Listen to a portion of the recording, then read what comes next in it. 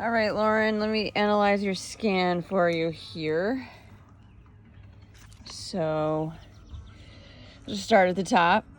So as you can see, 48 pounds of intracellular water, that's water inside your cells. 28.7 pounds of extracellular water, that's water outside of your cells. So your total body water is 76.7 pounds, and you might be wondering, is that good or bad? And you can't really tell. But if you come down here, you get your answer. Your ECW is your extracellular water over your total body water.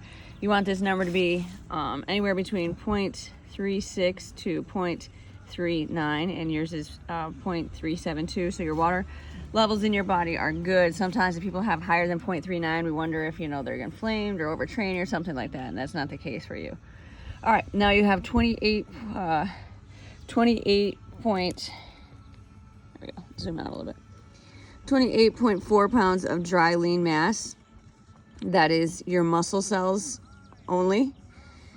And you combine your water and your muscle cells, your dry lean mass, that's your lean body mass. And of your 151 pounds, 105.2 of it is lean body mass. And then you have 45.8 pounds of body fat, okay? So again, of your 151 pounds, 48 of it is body fat. So again, is this good or bad? We don't know the answer to that yet. So let's continue down and see if we can get the answer. So if you see this arrow here pointing down, that means you're below average for your gender and height.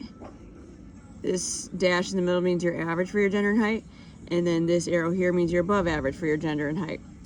So as you see, these three lines together make pretty close to like an I shape.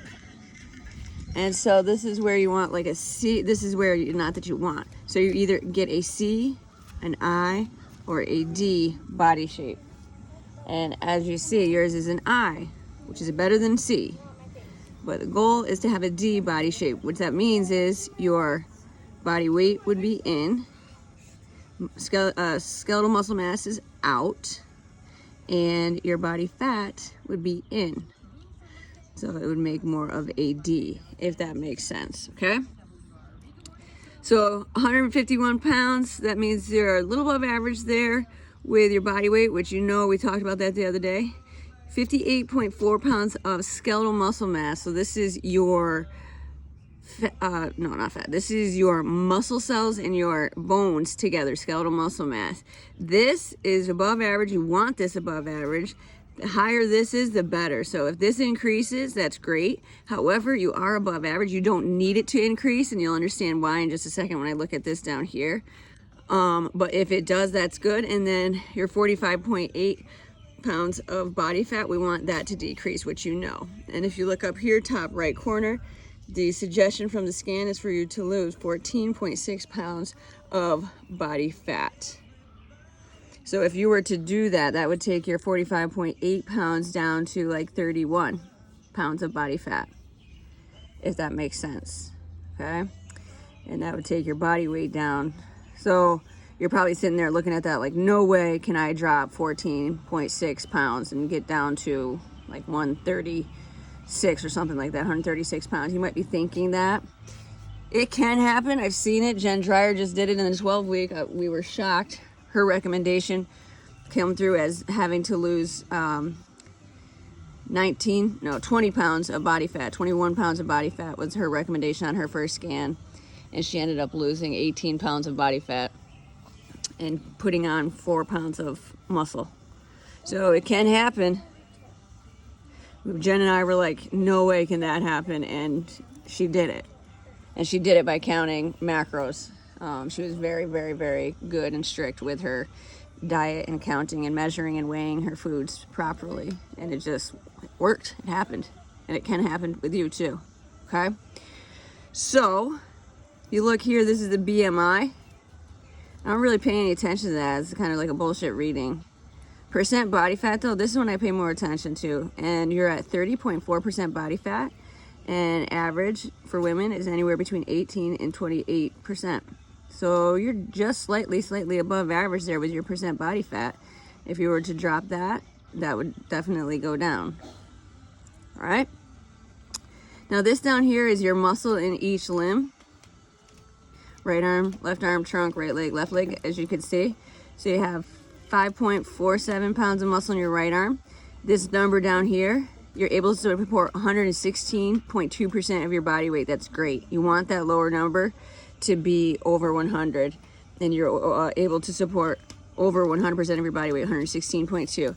Now your left arm, 5.36 pounds of muscle, and you're able to support 113% of your body weight, which is great. A little bit of an imbalance there, not enough to worry about, but your right arm is a little bit stronger than your left arm. Your core, 46 pounds of muscle in your core. You're able to support 108.5% of your body weight, which is great. And then your legs, 15.3 in your right leg, 15.12 in your left leg. Able to support 103% of your body weight, able to support 102% of your body weight, which is all good. It's all over 100.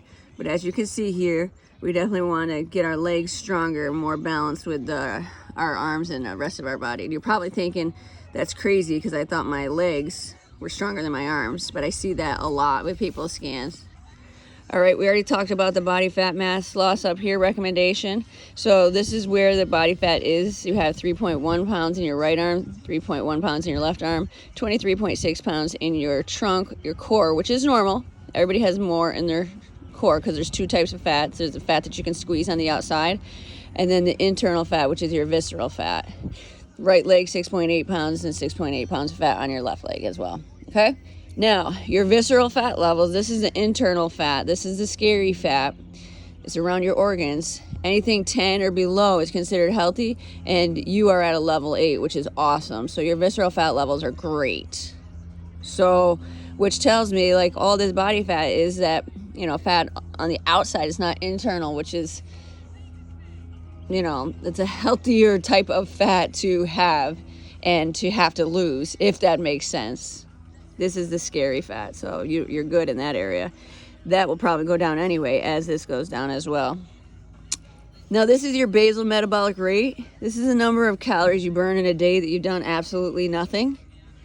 So this number also tells you this is the absolute minimum number of calories you should ever get in a day. If you don't get this, you will absolutely hang on to those body fat cells because your body's going to say, okay, there's no energy, there's no food here. I need to store everything I have, and it won't let you burn that fat off. Anybody who holds on to fat and doesn't lose fat is usually because they're not getting enough calories. And they probably aren't getting enough of the right calories. Like many times I find that people will not lose fat cells if they're not getting enough carbs. So that's all stuff we're going to be looking at too. I just have to do another packet for you, which will be included in your app, and that's that. So this is your initial scan. All right. Some great stuff with your muscle levels. I'm loving that. Loving what I'm seeing with that. Your visceral fat levels, loving what I'm seeing with that. And again, this is a base point of where you're going to start, and you know the fat loss that your goal, and your goal fat loss, I should say. So I really like this baseline for you, and I think there's going to be good things to come.